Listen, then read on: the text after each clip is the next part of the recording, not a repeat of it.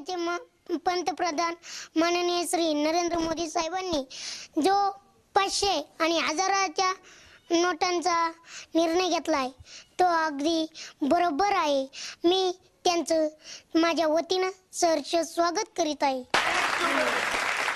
2000च्या नोटवर सरकारने निर्णय घेतला पाहिजे आणि माझी सरकारला एक विनंती आहे, 2000च्या नोटा कमी येऊ द्या, पण जास्तीत जास्त चलनात 500, 100, 50 जास्तीत जास्त येऊ द्या चलनात। कारण आज पाना वांगी आणा गेलं 2000 दिसलं तर वांगी द्यायना कोणी,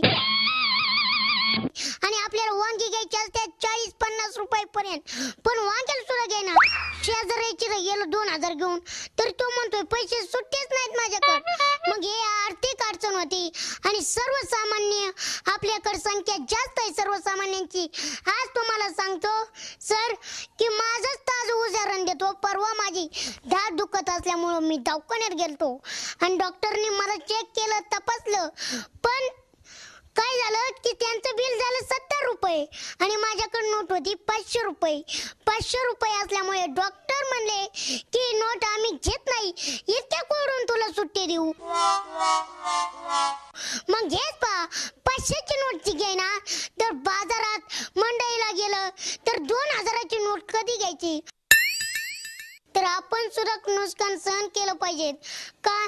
तर आता 2000ची नोट येईल, पण आता मी मोदी साहेबांना सांगतो ही जी पैसे ते लवकर 2000ची नोट जर आपण बाजारात गेलो तर मोडू शकत नाही।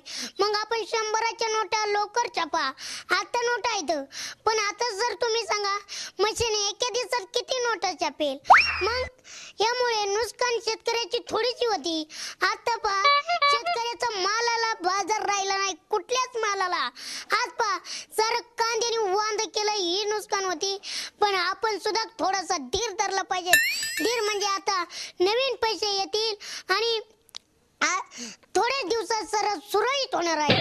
सरकारनं एकच विनंती, ही नोटला जास्त कलर लावा, चांगली नोट छापा, कारण माझा शेतकरी 24 तास उन्हात पावसात काम करतोय, त्याला उन्हाची फिकीर नाही, पावसाची फिकीर नाही, आणि त्या नोटचा जर कलर गेला तर तो कागद म्हणून जमा होईल।